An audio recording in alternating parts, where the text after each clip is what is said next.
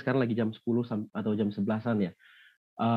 Today I got the honor to present about the topics of overview on succeeding scholarship selections and tips on writing a compelling essay. My name is Agung Trisna. As already mentioned by Anne, aku mahasiswa Fakultas Hukum dan sekarang di semester 7 aku di konsentrasi hukum internasional. Nah, mungkin kalau teman-teman mau main ke Departemen Hukum Internasional juga bisa lewat aku karena aku adminnya seperti itu. Nah, lanjut lagi. So today, sebagaimana yang udah dibilang sama Ana tadi dan juga saya terima dari Tor, kita akan bicara tentang 6 hal utama. Yang pertama adalah menjadi mahasiswa berprestasi itu seperti apa, persiapannya seperti apa, dan kemudian kiat-kiatnya apa aja. Yang kemudian kita lanjut ke how to scale up yourself. Ini versi aku tentunya. Dan yang ketiga adalah setting up your academic targets and why is it important. Kenapa sih kita harus punya target akademik? Lalu yang keempat adalah how to prepare for scholarship. Ya, ini tapi disclaimer lagi in my version dan versi secara umum. Jadi I will give you two kinds of perspective dan semoga bisa membantu ya. Yang ketiga, yang keempat adalah tentang ISMA experience ya. Jadi tadi udah dikenalin sama Ana kalau misalnya aku tuh awardee ISMA juga. So maybe of you if you don't know, ISMA adalah bagian dari kampus Merdeka yang allows you untuk exchange ke luar negeri ke universitas-universitas top di negara-negara lain seperti itu di semua benua ya. Terus yang terakhir ditutup dengan all about essay. So I will tell you guys about how to make an exciting essays, bagaimana menyusun kerangka, alur, menentukan judul yang menarik. So hope you like it. Yang pertama menjadi mahasiswa berprestasi. Nah, sebenarnya secara garis besar ada 3 hal utama ya yang aku dapat dari ini tornya panitia. Yang pertama adalah bagaimana kiat-kiatnya. Nah, sebenarnya I will give a disclaimer that everyone can be mahasiswa berprestasi. Dalam artian mahasiswa berprestasi kan adalah mahasiswa yang pernah menjuarai lomba, namun juga aktif di kegiatan lain ya, misalnya kayak Ana menjadi MC atau kayak Adit jadi ketua departemen, which is outstanding untuk mahasiswa Fakultas Hukum. Kemudian juga pernah ikut internship atau pernah ikut pengabdian masyarakat. Mungkin banyak yang ikut pengabdian, ada yang ke Merauke atau ke daerah-daerah lainnya. So it all counts as mahasiswa berprestasi juga karena you have some achievement that others cannot atau others haven't seperti itu. Jadi so no worries tentang menjadi mahasiswa berprestasi, kamu berprestasi pada jalanmu sendiri seperti itu dan pada bidangmu sendiri. Kiat-kiatnya seperti apa? Nah, untuk menjadi mahasiswa berprestasi dalam lingkup Fakultas Hukum dan lingkup Universitas Gadjah Mada untuk mendapat rekognisi sebagai mahasiswa berprestasi, tentunya syarat utamanya adalah of course ikut banyak lomba ya. Kita menang banyak lomba, kemudian juga aktif di organisasi lain. That's why menyeimbangkan kehidupan antara akademik dan juga non akademik itu penting buat teman-teman. And then how's the preparation? Bagaimana persiapannya? Nah, sebenarnya persiapan itu tiap mapres berbeda, tapi untuk aku dan mapres-mapres lain pada umumnya yang aku kenal, kita itu mempersiapkannya dari semester 1. Misalnya kita persiapkan ketertarikan kita. Misalnya aku nih dari semester 1 tertariknya sama hukum internasional dan juga tertarik sama-sama lingkup-lingkup hukum bisnis seperti itu. Kayak misalnya aku sering ikut aku 2-3 kali ikut lomba soal persaingan usaha seperti itu. Dan aku karena tahu ketertarikanku di situ, maka aku persiapkan, aku harus belajar lebih banyak tentang hal ini atau mencoba lebih banyak tentang hal ini seperti itu.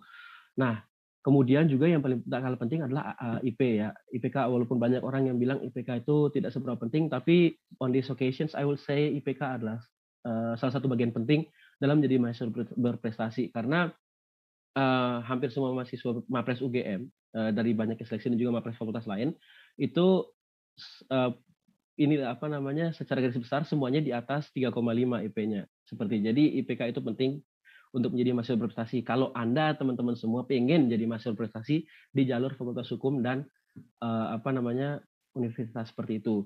Dan bagaimana seleksinya? So I will share to you guys about the selection process. So kalau misalnya dalam terms ingin menjadi mahasiswa berprestasi Fakultas Hukum dan juga mahasiswa berprestasi di universitas, biasanya teman-teman akan ikut dalam seleksi. Nah, untuk tahap ini aku kasih sebuah form untuk tahap universitas ya. Tapi untuk di tahap Fakultas Hukum juga sama seperti ini. Jadi teman-teman di sini tuh universitas bersama fakultas itu memberikan apresiasi tidak hanya kepada lomba-lomba akademik saja. Ya, jadi seperti aku bilang tadi, berprestasi itu tidak harus melulu soal akademik, tapi bisa non akademik juga. Misalnya ada yang suka karate, ya kamu juga bisa jadi mahasiswa berprestasi asalkan juga banyak juara lomba karatenya diimbangi dengan kegiatan lainnya. Jadi di sini juga kita didorong untuk seimbang sama Mapres itu. Misalnya dia punya pencapaian tertentu, juara-juara di bidang akademik atau non akademik. Kemudian dia juga punya capaian karir atau punya semacam tempat di bagian organisasi kemahasiswaan. Misalnya kalau aku kemarin ada di UKM Unif sama main juga di fakultas. Kalau di fakultas aku jadi anggota dari ALSA, dan kalau misalnya di Unif aku jadi anggota dari Raja Bandar, kegiatan mahasiswa anti narkoba dan nabza. Nabza dan rokok juga di keluarga mahasiswa Indodarma seperti itu. Terus kemudian yang terakhir adalah ada capaian pengabdian masyarakat. Nah di sini teman-teman kalau yang pernah ikut kegiatan pengabdian masyarakat baik tingkat nasional, internasional ataupun regional pun masih bisa menjadi mahasiswa berprestasi. So once again aku ingin menekankan bahwa pakem atau pemahaman selama ini teman-teman bahwa mahasiswa berprestasi itu harus juara akademik terus, bisa juara lomba nulis terus gitu, enggak harus seperti itu, tapi bisa melalui banyak jalan ya. All roads leads to Rome, semua jalan menuju ke Roma. Nah, semua jalan pun bisa untuk jadi mahasiswa berprestasi, tergantung dari teman-temannya sendiri seperti itu. Next, kita lanjut kepada how to scale up yourself. Nah, this is very closely related ya buat menjadi mahasiswa berprestasi. Nah, tiap orang itu punya caranya berbeda masing-masing. Tapi secara garis besar dan in which yang aku terapin juga dalam hidup aku adalah 4 ini. Yang pertama itu apa? Teman-teman itu harus know yourself first. Ya, teman-teman tuh harus paham. Makanya tadi aku bilang ketika aku semester 1 atau semester 2 atau awal kuliah, aku tuh sudah tahu misalnya aku tertarik sama bidang hukum internasional, sama bidang hukum bisnis seperti, dan tertarik sama isu-isu tertentu seperti itu ya. Jadi ketika aku tahu dengan ketertarikanku sendiri, maka aku tuh menjadi lebih passionate ya. Teman-teman pasti tertarik kalau misalnya melakukan sesuatu yang teman-teman suka, misalnya ngechat cewek atau ngechat gebetan teman-teman semua kan, itu kalau walaupun dia nggak balas pun teman-teman pasti senang kan ngechatnya, karena somehow teman-teman senang melakukan itu seperti itu. Sama juga dengan di kuliah atau di pengembangan diri, kalau misalnya teman-teman tertarik misalnya sama hukum internasional, kemudian apapun yang berkaitan sama hukum internasional baik susah maupun tidak, teman-teman akan tertarik seperti itu dan tertarik untuk mengetahui lebih dalam ya. Terus juga penting teman-teman buat tahu kelebihan kekurangannya. Misalnya aku tahu kekuranganku tuh aku orangnya tidak suka terlalu diatur gitu, makanya I choose kegiatan-kegiatan yang sekiranya cocok dan bisa maksimal buat aku seperti itu. Yang kedua, explore dan expose. Nah, ketika teman-teman udah tahu, teman-teman itu jangan tertutup dengan kesempatan-kesempatan lainnya juga. Kayak misalnya barangkali teman-teman ketika mencoba hal baru malah lebih berhasil di sana atau lebih menarik di sana. Seperti misalnya aku kan tadi cerita kalau misalnya aku tertarik sama hukum internasional, kemudian aku tuh dulu ikut MUN ya, tahun pertama ikut MUN. Tapi ketika aku mencoba keluar dari zona nyaman dari MUN, aku mencoba keluar untuk ikut lomba lain seperti contract drafting, negotiations, dan juga lomba esai. Nah itu juga ternyata menarik juga dan aku bisa menempatkan diriku di sana. So expose yourself, jangan pernah tutup dirimu dari peluang-peluang baru atau hal-hal baru ya. Lanjut juga setelah kamu expose, jangan lupa coba. Ketika kamu merasa mampu, misalnya nih lihat, wah ini lomba menarik, aku suka temanya, aku suka topiknya, atau aku suka dengan lomba ini gitu misalnya. Itu jangan pernah berhenti untuk mencoba. Aku jarang sekali ketemu orang yang pertama kali ikut langsung juara. Termasuk aku sendiri, aku tuh ikut beberapa lomba ya, MUN, kemudian ikut lomba contract drafting, kemudian ikut lomba esai, itu nggak yang satu kali ikut langsung dapet. Tapi kayak misalnya MUN aku harus ikut 3 sampai 4 kali lomba yang aku nggak pernah dapat award seperti itu. Kemudian esai aku ingat banget karena aku banyak nulisnya, jadi banyak dokumennya masih ada di laptop, masih bisa dicek. Itu ada 5 lomba yang aku pertama kali ikut tuh masih belum pernah dapat award. Kemudian nanti berjenjang, pertama kita dapat penghargaan, ini esai masuk nggak masuk top 3 tapi masuk honorable mention buat esainya karena 18 periode. Jadi kita dengan terus mencoba itu there is always a chance untuk memperbaiki diri dan menjadi lebih baik dari sebelumnya. Jadi jangan takut gagal ya. Gue bayangkan kalau aku dulu gagal begitu ikut MUN dan ikut esai terus langsung ngedown gitu, nggak nyoba lagi, ya itu mungkin aku tidak ada di tempat yang sekarang seperti itu.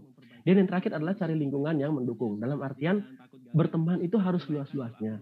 Tapi jangan lupa kamu itu kuliah. Jadi teman-temanmu itu diusahakan yang bisa memberikan good influence ke kamu, terutama buat kuliah.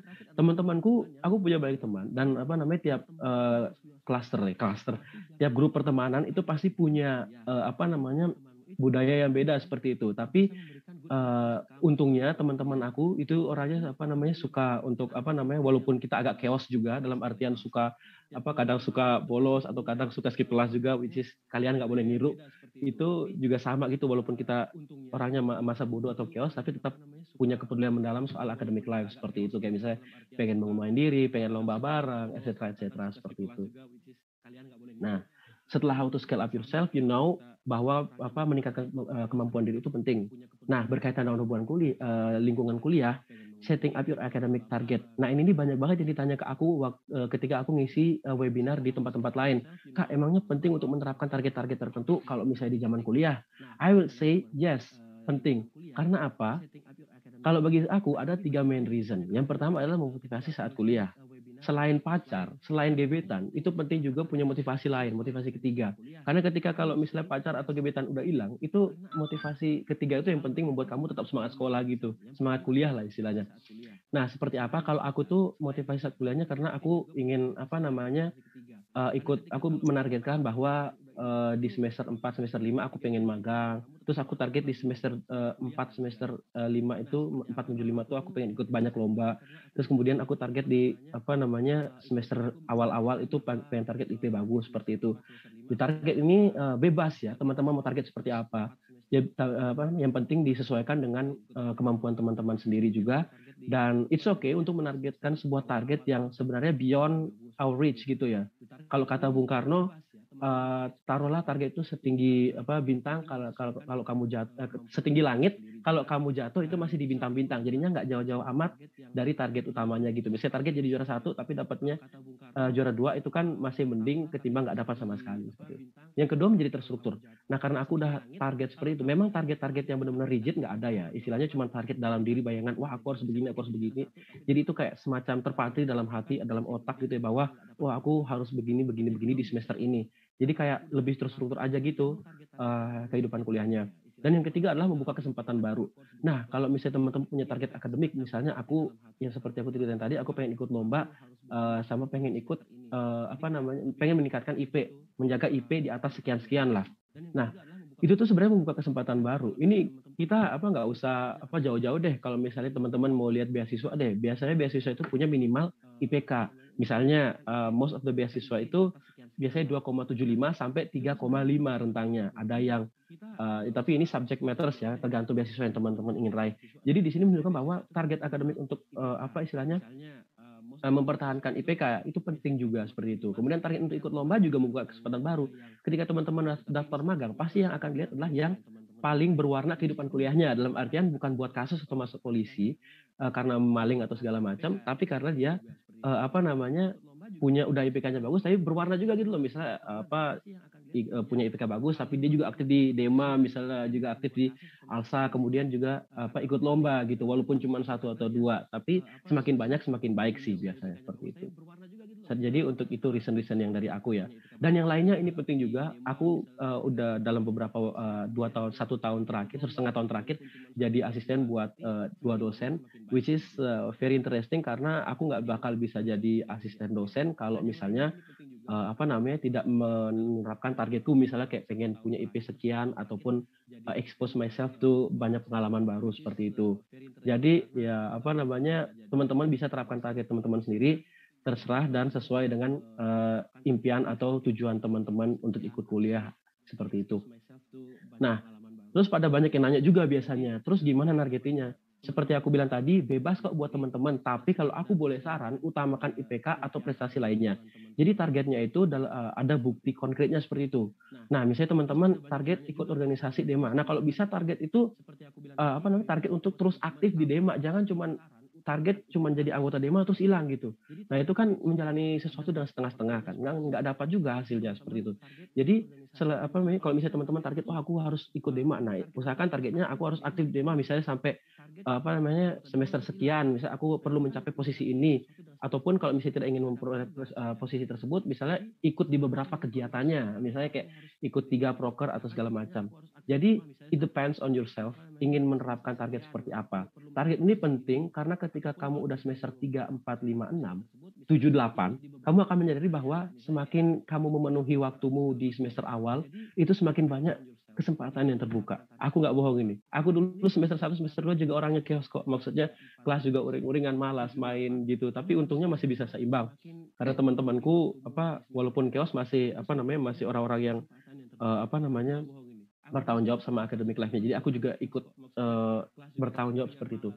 Nah, teman-teman most of my friends itu punya target ikut lomba, tapi aku punya target sendiri untuk menjaga IPK. Karena apa? Hampir semua kegiatan butuh IPK, bahkan lamar kerja pun sekarang butuh IPK minimal.